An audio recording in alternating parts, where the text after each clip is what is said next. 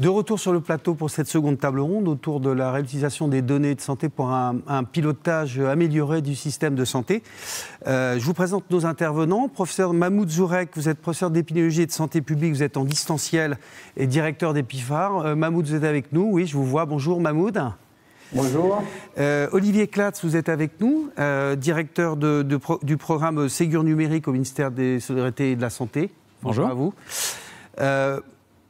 Romain Hellman, conseiller médical auprès de la DGARS Grand Est. Et Jean-Christophe Calveau, chef du département territorial de la transformation numérique et de l'ingénierie biomédicale au CHRU de Nancy. Bonjour Jean-Christophe. Bonjour. Merci. Professeur Mahmoud Zourek, on commence avec vous. Vous pilotez Epifar, un consortium qui a produit des résultats absolument attendus et spectaculaires sur les effets de la vaccination Covid à l'automne dernier. Alors justement, à travers cette initiative, en quoi ça illustre l'intérêt de l'utilisation des données de santé pour activer, réactiver, rendre plus agiles des décisions sanitaires d'urgence? Alors, peut-être tout d'abord, c'est comme vous l'avez dit, Epifar, c'est un consortium entre la CNAM et la NSM, l'assurance maladie et l'agence des médicaments, sur ce qu'on appelle la pharmacoépidémiologie, c'est-à-dire comment les médicaments sont utilisés dans la vraie vie, quels sont leurs bénéfices et quels sont leurs risques. Et c'est essentiellement à partir de SNDS, et Epifar, qui est une structure physique, c'est-à-dire les équipes sont physiquement au même endroit, qui crée un écosystème aussi favorable entre les équipes qui constituent ce groupement. C'est mobilisé déjà pour le Covid dès le départ, même avant la vaccination. C'est grâce aussi à la disponibilité de données. On parle de la SNDS, mais souvenez-vous aussi qu'en avril 2020, ça veut dire 2 mois après le début de l'épidémie, il y a eu un avancée majeure, c'est la disposition de BMSI, des données hospitalières fast track, qui était dans un premier temps pour l'hospitalisation pour Covid et après pour l'hospitalisation toute cause. Donc, les premiers travaux ont porté sur comment sont utilisés les médicaments en France indépendamment de Covid pendant le confinement, après le confinement. C'est là où on a vu que les premiers résultats, que les anxiolytiques, les antidépresseurs commencent à monter, qu'il y a un manque de vaccins chez les enfants obligatoires, les vaccins obligatoires. Il y a aussi une baisse énorme, importante, par exemple, d'utilisation d'antibiotiques. Après, il y a eu un travail très important sur les 66 millions de Français, avec une cinquantaine de pathologies. C'est, je pense, le premier travail en France sur l'ensemble de la population française avec tant d'items et à quoi c'est lié la gravité pour Covid-19.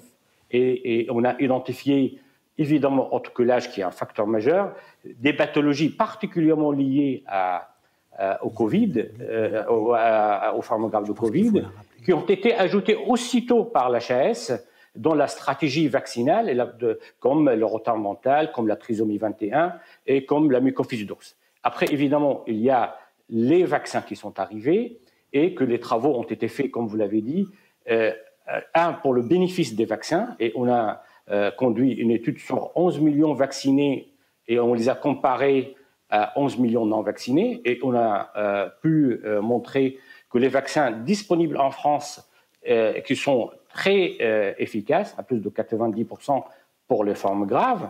Et aussi, il y a eu des travaux qui ont été menés aussi sur les risques potentiels des vaccins. Donc, on a un dernier exemple, c'est l'étude sur la myocardite et la péricardite chez les jeunes, et qu'on a pu montrer que avec les vaccins d'ARN messager Pfizer et surtout Moderna, il y a un surrisque, surtout après la 12e dose, chez les jeunes de moins de 30 ans, surtout chez les hommes, et c'est aussitôt les résultats ont été transmis à l'Europe, mais aussi l'HAS a pris en compte presque le jour même dans ses recommandations pour réserver Moderna aux plus de 30 ans, mais on a montré aussi que ces effets-là sont très rares et avec une évolution favorable, car il n'y a aucun décès avec cette étude-là, de myocardite et péricardite suite au vaccin. Donc cela illustre à quel point, effectivement, un usage massif, croisé et avec les bonnes questions qu'on se pose au préalable, permet d'impulser des décisions sanitaires d'urgence qui sont des décisions absolument fondamentales pour la bonne conduite de la politique sanitaire face à cette pandémie. Hein.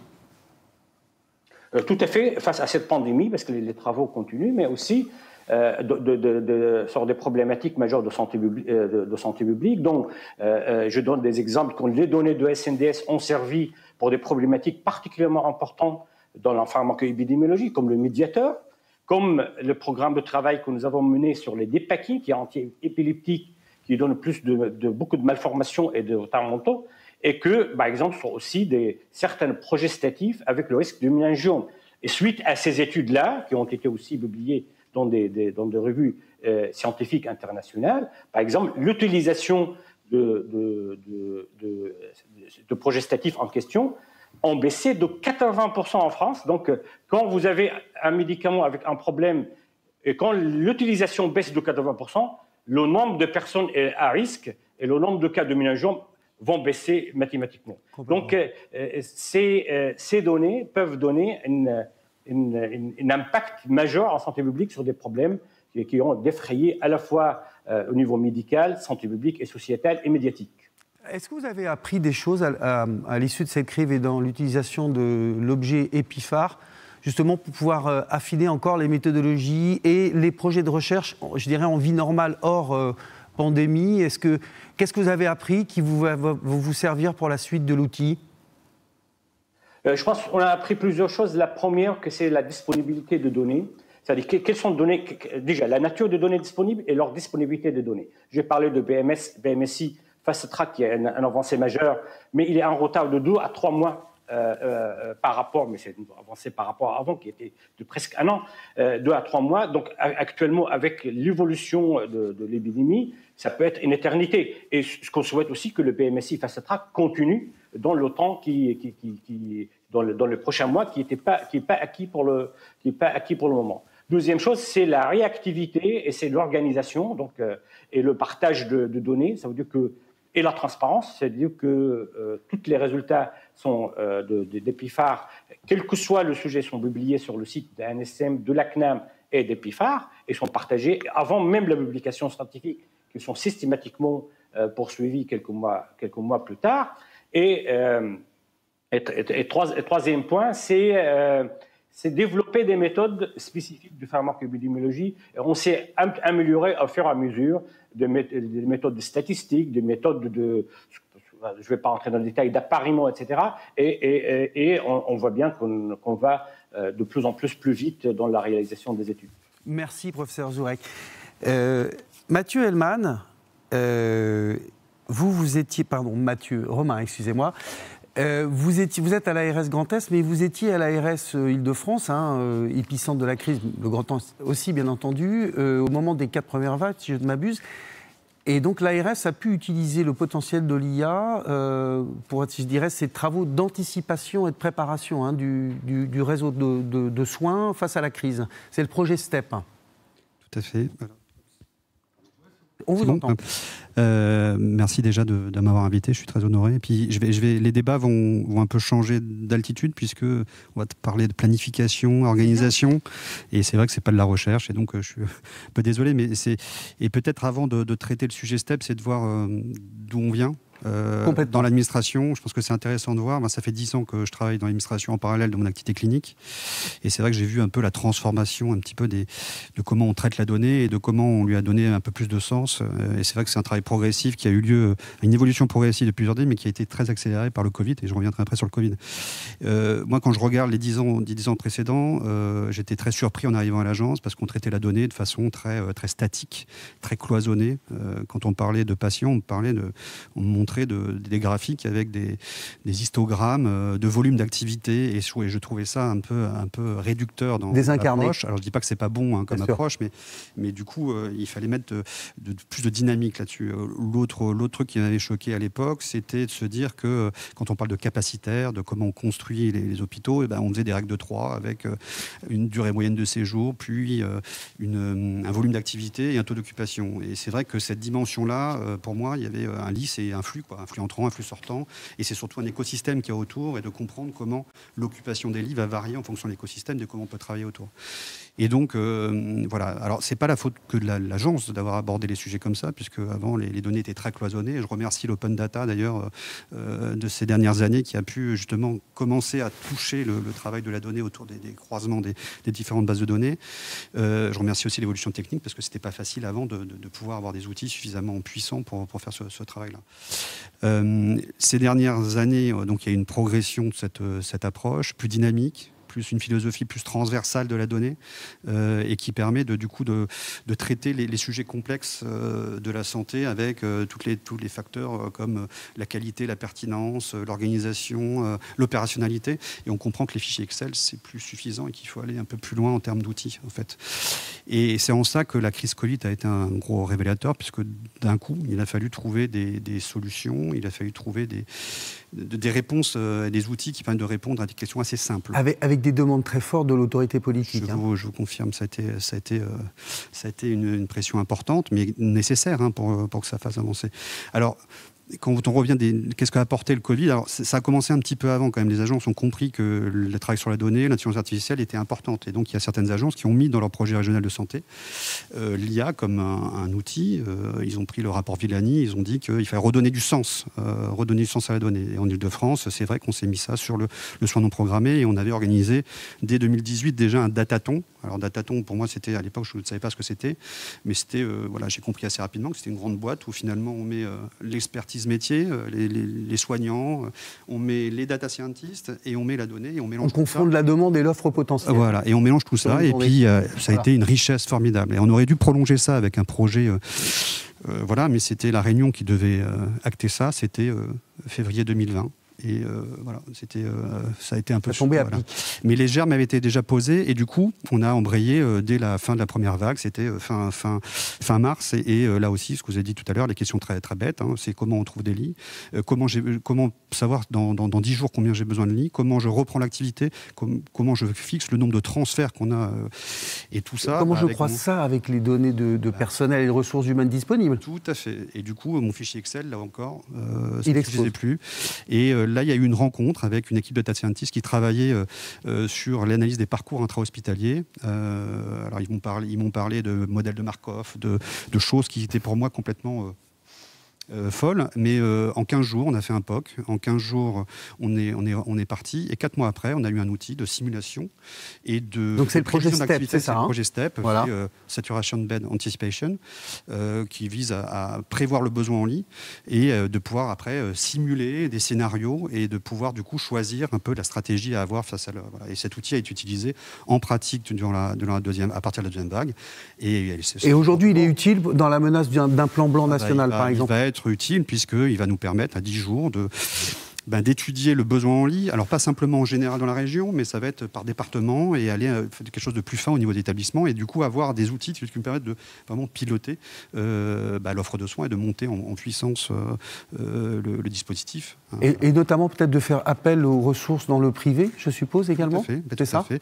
Et là aussi dans un outil de partage, de transparence de la donnée, parce qu'un des freins importants dans l'organisation et du coup de capter ces flux d'informations dans un écosystème, c'est de travailler à avoir des outils qui puissent aller dans les deux sens, de transversal, aller vers en bas vers en haut, que tout le monde partage la même donnée, et puis du coup travaille dans le même sens, avec une même valeur et un même sens. Voilà. Pas de frein réglementaire pour le décideur sanitaire dans l'application de l'usage de ces données, dans justement plus d'agilité dans la gestion des lits? Je ne vais pas dire que la crise a favorisé la levée d'énormément de freins. C'est vrai que la RGPD a été, où les marchés ont été beaucoup plus simples pendant la crise. Ça ne veut pas dire qu'il faut ces éléments tout le temps, mais c'est vrai que ça a levé certains freins. Mais je suis certain que dans les mois qui viennent, ces freins-là, de toute façon, on les a identifiés et on va travailler avec tous les acteurs à lever ces freins-là et continuer cette démarche-là. Merci Romain Hellmann. Avant de continuer pour un deuxième tour d'échange avec Olivier Clatz et Jean-Christophe Calvo notamment, on va d'abord regarder une petite vidéo qui nous présente ce que nous a confirmé Dominique Pont tout à l'heure, la mise en route de Mon Espace Santé pour tous les Français à partir du 1er janvier.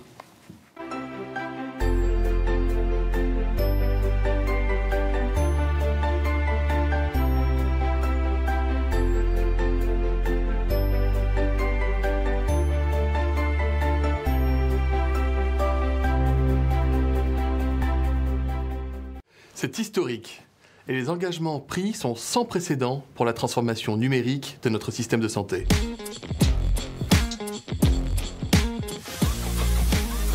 Dès le mois de janvier 2022, tous les Français pourront accéder à un espace numérique de santé appelé Mon Espace Santé. Ce nouveau service sera universel. Tous les Français pourront stocker et gérer leurs données de santé pour qu'elles leur soient utiles dans leur parcours de soins. Ils pourront alimenter eux-mêmes leur espace de santé pour une plus grande autonomie. Je les y invite. Les professionnels de santé qui les accompagnent pourront envoyer des messages et des documents de santé à leurs patients, tels que conseils, ordonnances, comptes rendus d'examen, le tout de façon sécurisée. Il s'agit de mettre le patient au centre de son parcours de soins. Tous les efforts mis en œuvre par le ministère dans le cadre du virage numérique visent à favoriser la circulation de la donnée de santé pour améliorer la prise en charge et restituer ces informations aux citoyens, aux patients, les premiers concernés. Depuis 2019, ce service est conçu par les équipes du ministère des Solidarités et de la Santé, je pense à la DNS et à l'ANS, et de l'assurance maladie, en constante concertation avec l'écosystème des acteurs de la santé et du numérique. La démarche que nous amorçons maintenant, avec ce nouveau Tour de France du numérique en santé, doit nous permettre de réussir ensemble l'arrivée de Mon Espace Santé pour tous les Français.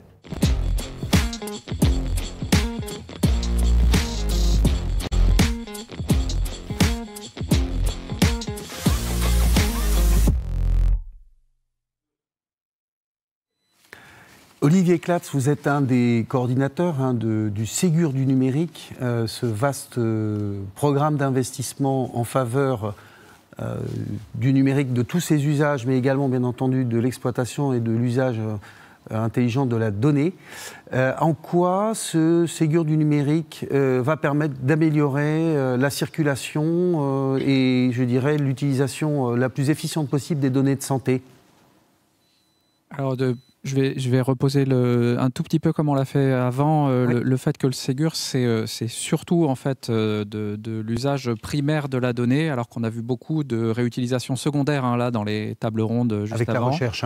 Exactement. Ouais. Et donc le Ségur, c'est presque le complémentaire, c'est s'assurer qu'en fait dans un parcours de soins de tous les jours, quand on sort de chez le médecin, quand on sort de l'hôpital, du cabinet de radio ou de bio, qu'on ait demain une donnée qui est à la fois numérique, mais surtout qu'on puisse la transporter de manière numérique, ce qui n'est pas le cas aujourd'hui en fait. Si vous avez votre expérience de patient, l'immense majorité du temps, si ce n'est à chaque fois, on sort avec un bout de papier. Et donc le Ségur, il vise à numériser ce parcours de soins, c'est-à-dire faire qu'on passe du papier au numérique, donc à des échanges qui sont véritablement numériques, à la fois avec le patient, et puis les professionnels de santé, donc c'est ceux qu'on a cités avant, c'est le médecin, c'est le pharmacien, c'est le biologiste, le radiologue, etc. Et donc c'est un programme qui a 3 volets essentiellement. Un premier qui vise à financer la transformation des logiciels, puisqu'en fait ces échanges de données de santé, c'est pas si simple, sinon on l'aurait fait depuis longtemps. Il n'y a aucun grand pays qui a vraiment réussi à le faire. Donc il faut intégrer des services socles, il faut intégrer de la sécurité, il faut qu'on ait une certaine masse critique finalement qui évolue, parce que si 2 médecins et 3 pharmaciens s'y mettent, en fait ça ne change pas grand-chose. Et puis tout le monde dit ça ne marche pas, c'est ce qui est un peu passé avec le DMP depuis le début. Donc un programme de transformation massive des logiciels, un programme d'accompagnement de la transfo chez les acteurs, nous on appelle de l'offre de soins, donc c'est les médecins, les hôpitaux, etc., où on sait qu'il n'y a pas que des logiciels à changer, il faut financer aussi cette transfo. Donc ça, c'est le deuxième volet. Et puis le troisième volet qu'on oublie souvent parce qu'il est un peu masqué par les investissements, la taille des investissements, on parle des 2 milliards. Il y a tout le côté réglementaire où on va accompagner en fait toutes nos démarches avec la mise en conformité réglementaire, c'est-à-dire, si je caricature un peu, ça devient plus optionnel d'être interopérable et donc d'intégrer ces services socles, et ça devient plus optionnel d'échanger les données de santé avec le patient, c'est ce qu'a dit le ministre, mais également avec le correspondant professionnel. Donc le Ségur, c'est tout ça. D'accord. Alors justement, ces données primaires, en quoi d'abord c'est important, vu de vous, du ministère de la Santé, qu'elles circulent, je dirais, assez librement, de façon rapide, et pour qu'elles partagent le plus pertinent possible entre les différents intervenants de la chaîne de soins autour du patient aussi. Il ne faut pas se tromper aussi dans je dirais, les bons niveaux de partage. Tout à fait. Alors, il y a deux questions, d'autres questions. Il y a le niveau du partage et puis la nécessité de partager cette information. Tout à fait. Donc, je vais commencer par la nécessité de partager cette information. En réalité, quand vous voyez un professionnel de santé, soit il vous connaît bien, il connaît vos antécédents, il connaît vos résultats parce qu'il les a eus ou vous lui apportez. S'il ne les a pas, il vous les demande, et si vous les avez oubliés, probablement en fait, il va vous demander de revenir en apportant vos résultats de biologie ou de radiologie. Et donc on voit qu'en fait cette information, elle est au cœur de la recherche, elle est aussi en fait au cœur de cette prise en charge de tous les jours. Et donc elle est vraiment importante et parfois elle manque. Vous arrivez aux urgences dans un état où vous ne pouvez pas répondre aux questions, vous avez réellement une perte de chance parce que, en effet, cette information, elle n'est pas disponible. Mais on peut aller plus loin que ça, en fait. Il y a beaucoup d'études qui montrent qu'on ne le fait pas exprès, et je pense qu'on est inclus dedans. Mais quand on nous pose des questions sur notre santé, on oublie parfois certains éléments, mais qui peuvent être critiques, certains traitements, certaines chirurgies qu'on a eues dans notre vie. Et quand le médecin nous questionne, on n'a pas forcément, sans le faire exprès, on ne donne pas forcément toute l'information. Et pourtant, cette information, elle est importante pour être prise en charge. Donc ça, c'est vraiment, je dirais, la base de la base, c'est être, pour chaque professionnel qui va nous prendre en charge, nous en tant que citoyens, être en capacité vraiment d'avoir cette bonne vision de c'est quoi nos traitements, c'est quoi les chirurgies qu'on a eues dans notre vie, c'est quoi les problèmes qu'il y a dans notre famille. Voilà, donc ça c'est vraiment le point de base. Et alors après, vous avez un deuxième point qui était sur la sécurité. Tout à fait. Évidemment, on ne peut pas avoir des échanges de données qui sont ouverts et en réalité, on travaille pour fermer le plus possible ces accès et donc s'assurer que c'est bien les professionnels du parcours de soins qui ont les accès, qu'ils sont tracés, que le patient peut s'y opposer, que tout ça est visible, on l'a vu juste avant là, dans mon espace santé, donc il n'y a pas un accès à une donnée de santé qui ne laisse pas une trace, donc le patient peut aller voir tous ses accès. Donc c'est vraiment cette transparence et cette sécurité qui est aussi au cœur de la confiance. Et c'est peut-être le troisième point en fait, qui est assez important dans toute cette histoire. Vos deux questions, en fait, elles ont un peu un point commun qui est la confiance. Si on arrive demain à changer de monde, vraiment, on parle de changer de monde en termes d'échange de données de santé, puisqu'aujourd'hui, je vais caricaturer, il n'y en a pas. Donc c'est moins de 1% des données de santé qui sont échangées sous une forme numérique, donc ça n'existe pas. Si on arrive à changer de paradigme, qu'on ait la majorité de ces données qui passent sous une forme numérique, si on arrive à avoir que l'ensemble de nos citoyens aient confiance dans ce système sécurisé, alors on change de monde et alors on peut bâtir un système où tout ce qu'on a mentionné juste avant, toute la valeur apportée par la donnée, on va pouvoir l'apporter dans un second temps via cette numérisation. Mais la confiance, en fait, elle est au cœur et c'est la première étape à aller chercher. D'accord. Sachant qu'un des défis, c'est que la confiance, elle ne se décrète pas, elle se gagne par des preuves de confiance. Donc, exactement. Donc, en fait, nous, c'est un petit peu je dirais la théorie qu'on met en pratique tous les jours à la DNS. C'est qu'on fait des promesses, on les tient. On indique des dates et des calendriers, on les tient. Et là, la promesse qu'on fait, c'est vraiment un changement de paradigme sur cette numérisation du parcours de soins. Et on se donne rendez-vous avant la fin du Ségur. Et nous, on fait le pari, avec humilité mais optimisme, qu'on y arrivera. Très bien, merci. Jean-Christophe Calvo, je me tourne vers vous. Alors peut-être vous proposez de réagir, puisque vous êtes un des opérateurs de la production de ces données primaires à l'échelle de votre établissement, premièrement. Et deuxièmement, nous expliquer en quoi c'est important, parce qu'on parle beaucoup des entrepôts de données de santé, à quoi ça va servir et pour quel usage augmenté de la donnée de santé? Sur le premier point, sur la partie Ségur, déjà ce qui est important, c'est que c'est une continuité finalement de l'informatisation des établissements de santé. Puisque précédemment, on avait des programmes sur Hôpital Numérique, récemment on a eu Open, et que ces différents programmes avaient un objectif, c'est d'arriver de passer du papier et stylo à l'informatique, ce qui n'est pas si vieux que ça à l'échelle des établissements de santé.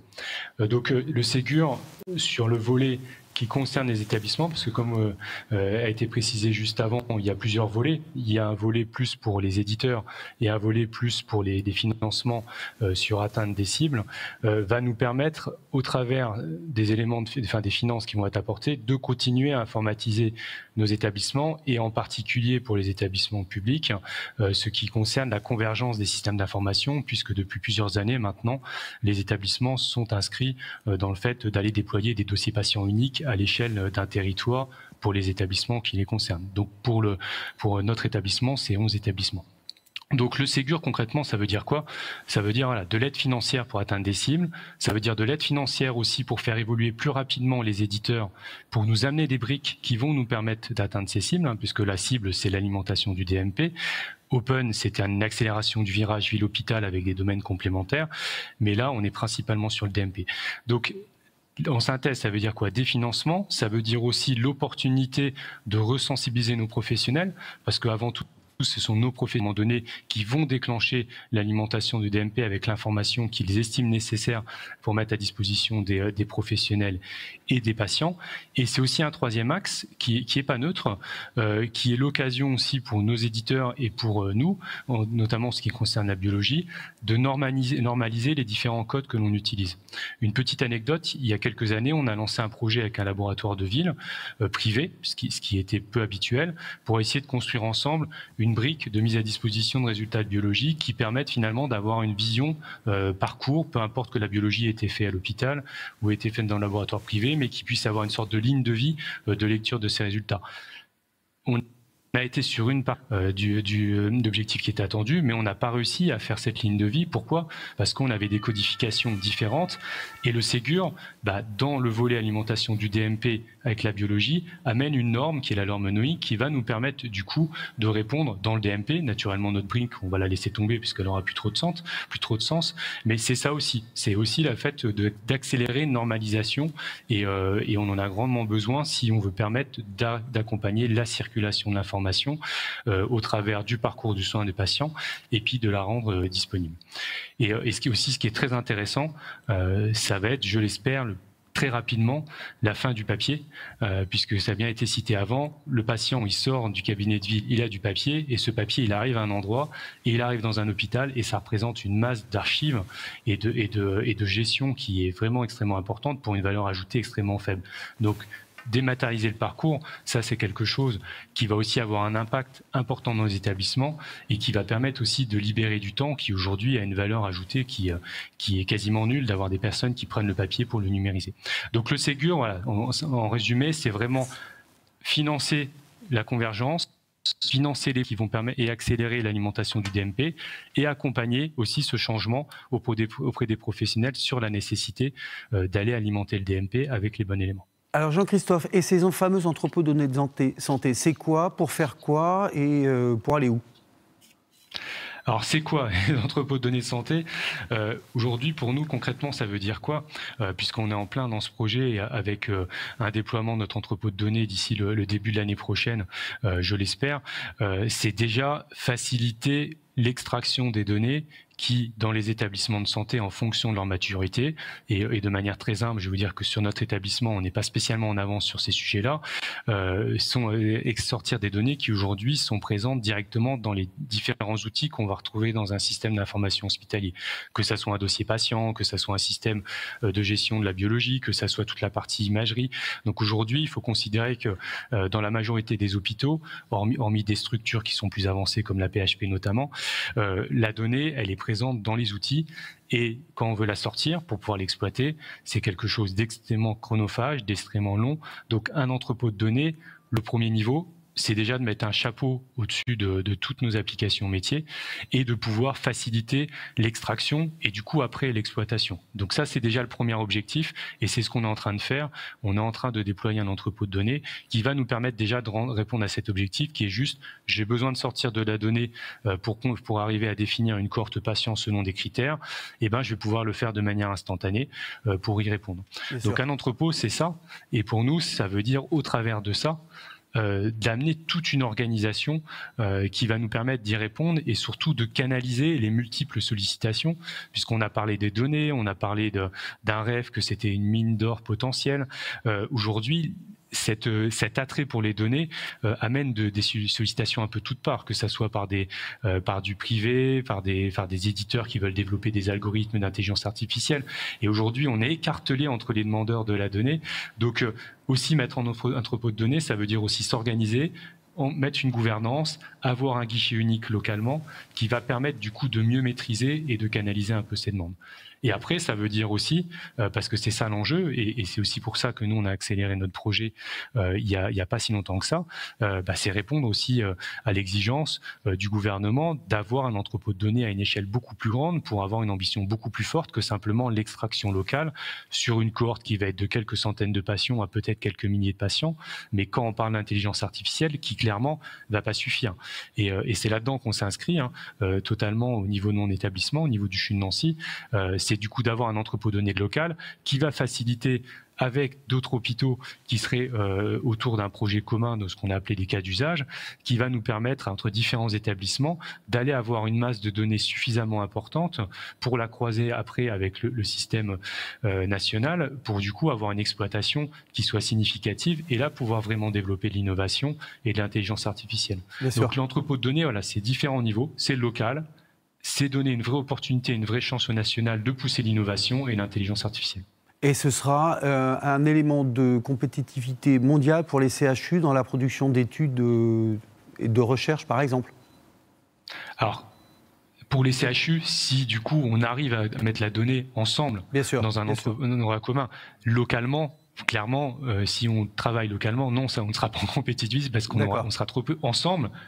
Clairement, oui, on aura vraiment créé quelque chose qui sera très compétitif au niveau international. Bien sûr. Merci Jean-Christophe. Alors avant de terminer, peut-être 3 petites questions pour vous, Olivier, de la part des auditeurs. On nous repose la question, je pense qu'il faut y répondre clairement, mais vous l'avez fait, mais on peut peut-être insister là-dessus, sur les garanties de lutte contre la cybersécurité autour de toutes ces briques du numérique et notamment mon espace santé, premièrement. Et on me demande, c'est une question complémentaire, quelle est l'entreprise qui va gérer les données de mon espace santé, voilà. Et puis, troisième question, mais ça, Olivier Véran a commencé à y répondre, c'est est-ce qu'il ne faut pas faire une grande campagne d'information sur l'intérêt des données de santé en vie réelle, notamment pour l'ensemble des Français? Alors, sur la première question, elle peut être multiple ou unique. Sur mon espace santé, c'est un fournisseur français qui a été choisi. Je ne sais pas si on peut en faire la pub, mais je pense que la question est essentiellement de la nationalité. D'accord. Sachant que pour mettre en place en fait, mon espace santé, notamment pour des questions de sécurité, en fait, il y a différentes briques qui rentrent en œuvre. Et donc en particulier, et l'identification des patients qui passera aussi par la brique nationale France Connect à terme, et l'identification des professionnels qui peut se faire soit via une CPS, donc qui passe par l'Agence du numérique en santé qui en est l'opérateur, soit sa version virtuelle qui est aussi opérée par l'Agence du numérique en santé. Et donc on a, et aussi pour des raisons de sécurité, beaucoup de fournisseurs dont, à ma connaissance, l'immense majorité, si ce n'est la totalité, sont sur le territoire. Mais donc, on a évidemment beaucoup d'acteurs qui rentrent en œuvre parce que la sécurité, c'est essentiel, mais c'est aussi, du coup, au jour le jour... C'est la confiance qu'on évoquait tout à l'heure. Tout à fait. Mais c'est en réalité notre problème de tous les jours puisque c'est là où il y a les difficultés. Bien sûr. Sur la promotion, Olivier Véran évoquait un deuxième Tour de France qui a déjà été commencé il y a 2 ans, si je ne m'abuse, du numérique en santé. Est-ce qu'il ne faut pas aller plus loin dans une pédagogie active et illustrée sur les données de santé? À quoi ça sert pour monsieur ou madame, tout le monde, qui voudrait savoir ce qu'on va produire de concrètement intéressant pour sa santé? En effet, nous, on est même plutôt dans la philosophie, et donc ça sera au premier trimestre de l'année qui arrive, d'une grande campagne de communication pour expliquer à quoi sert mon espace santé, pour communiquer sur le fait qu'il existe, que chacun peut s'y opposer, que par défaut il en disposera d'un, d'expliquer que du coup il peut choisir qui y a accès, qui n'y a pas accès, qui peut choisir ce qui est fait de ses données, qui peut brancher à terme des applications. Donc en fait on l'a bien programmé. C'est trop tôt là puisqu'on n'est pas encore rentré dans la phase de généralisation pour l'ensemble de la population, mais c'est en effet bien prévu dès le premier trimestre. Et en fait l'enjeu c'est la communication, mais évidemment que chacun des citoyens s'en saisisse. Le réel succès, ça sera quand chacun de nous l'utilisera. Merci. Merci à tous les quatre pour cette table ronde qui montre que la donnée, c'est un outil de pilotage augmenté pour ce système de santé. On se retrouve dans une minute pour la troisième table ronde.